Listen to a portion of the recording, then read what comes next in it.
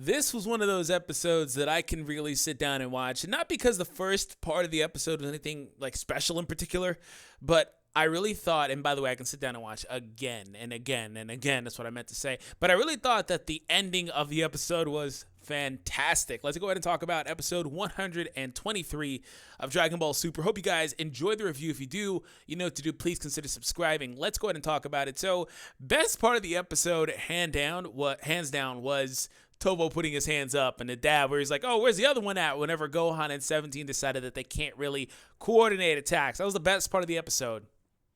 Pause. No. Anyways, in all seriousness, the best part of the episode was seeing what happens with Vegeta later on. As always, per normal, I'm going to bounce around with this thing and I just talk about the things that I, took away from the episode and enjoyed and didn't enjoy with the episode, because the best part to me was not really so much Vegeta's transformation, but the reasoning behind the transformation, the meaning within the meaning.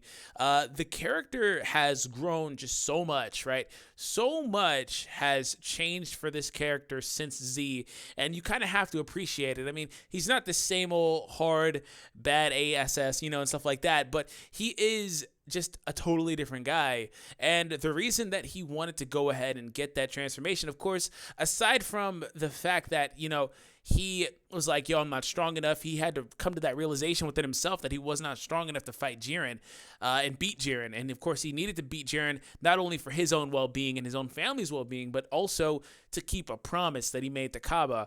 And that really resonated with me. I was like, man, Vegeta is such a good character. He really is. Like, he works really hard, and you just have something about him that you can always kind of respect. So that's just my favorite part of the episode. Let me know your favorite in the comments. Of course, not to say the transformation wasn't tight, because it was, and we didn't get a name for it. I mean, I don't know if or when we'll get a formal name for it. With these transformations, a lot of the names really just come from merchandising on the side, like, games like Dokkan or things like that, or like Dragon Ball Heroes or the toys or things like that. That's a lot of times where we get names like this.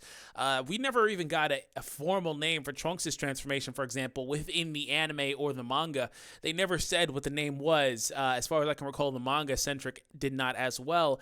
That was from Dragon Ball Heroes. The name Rage was from Dragon Ball Heroes. So I don't know if we'll get that anytime soon. Hopefully we do, but I do like it. It's a subtly different transformation.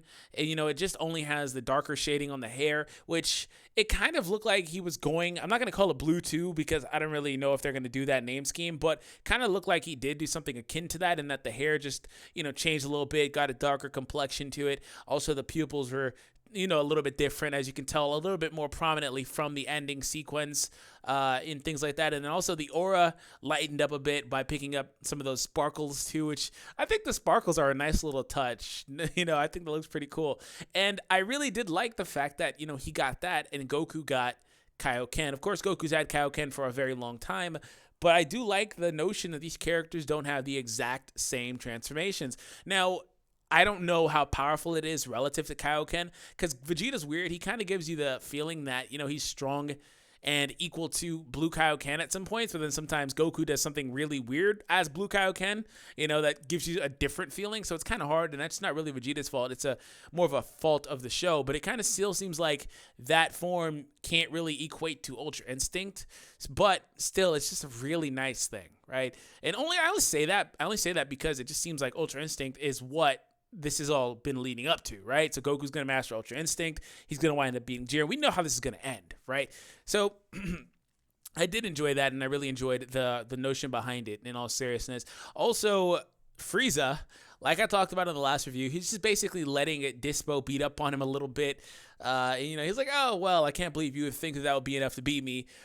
Just normal masochistic Frieza. So there is that, it is what it is. But Frieza's going to go full power in the next episode. We're going to see what happens. Some of the shenanigans with Frieza, and Gohan appears to be fighting Dispo for some reason in the next episode. Also, speaking of Gohan, he does fight against Topo continually in this episode alongside 17. And like I said earlier, 17 said, hey, we can't coordinate. We've never fought together, so let's not even try it.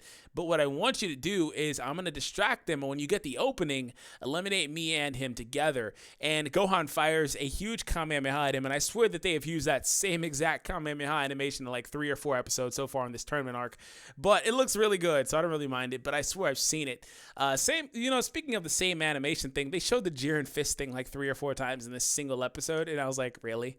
And then there was one time he had the aura around him, and they showed the exact same thing, but just with the aura around it. I was like, okay, all right, whatever.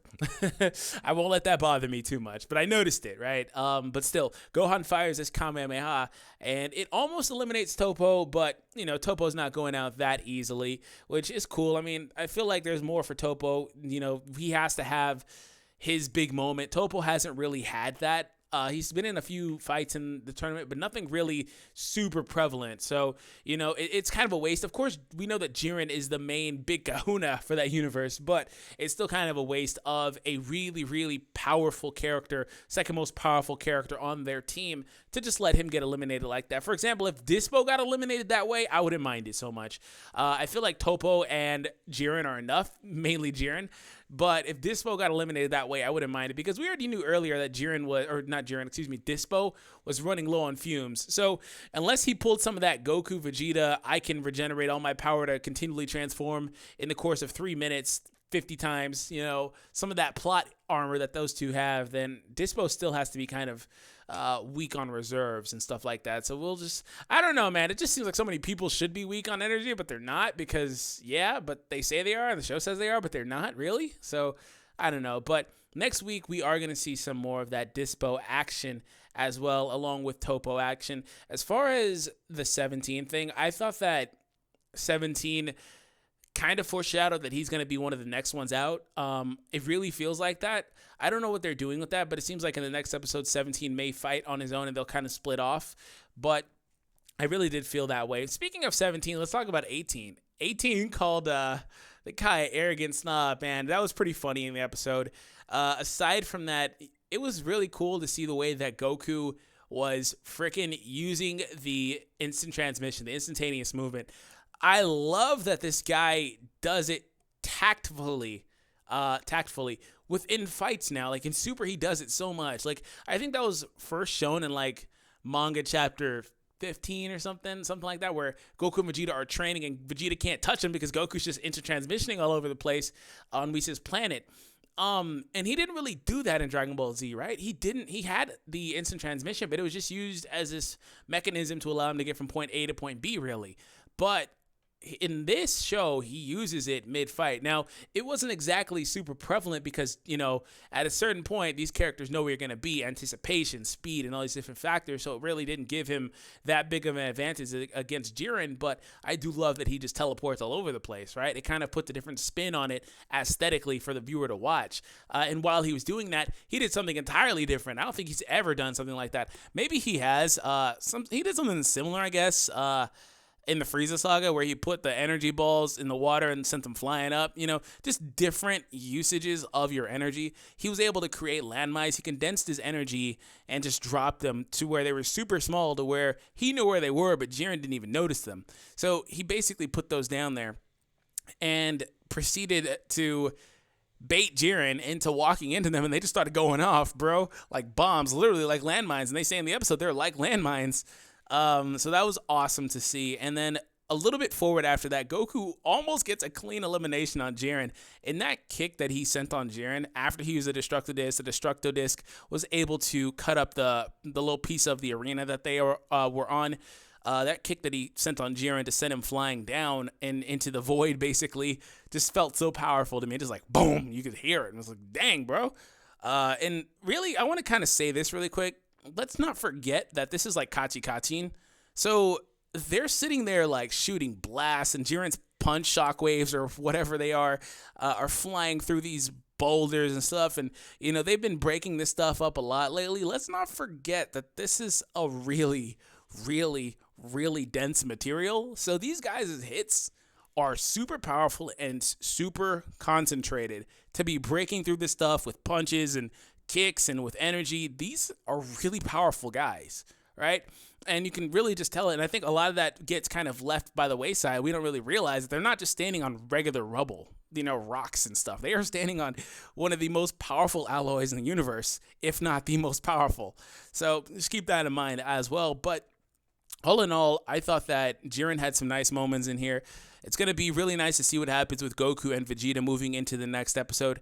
I did like the fact that, of course, they transformed at the end and they were fighting together and they were able to throw Jiren off his game. He couldn't anticipate what they were doing because they were not 100% in sync. Those two were not fighting together, which typically would have, well, they were fighting together, but they weren't fighting, in a coordinated manner, which typically would be a bad thing. But for them, that's a good thing because Jiren can't catch up to it. He doesn't know what they're going to do. He can't anticipate the movements. So they were knocking him around a little bit. They were getting in a few hits. Of course, Jiren's going to retaliate, but still, it was nice to see. So basically, that's the episode. Let me know your thoughts in the comments down below. If you guys enjoyed it, if you didn't enjoy it, I imagine everybody did, but let me know your thoughts. Anyways, thank you for the continued support. I'll catch you guys in the next Dragon Ball Super episode review. Take it easy, guys.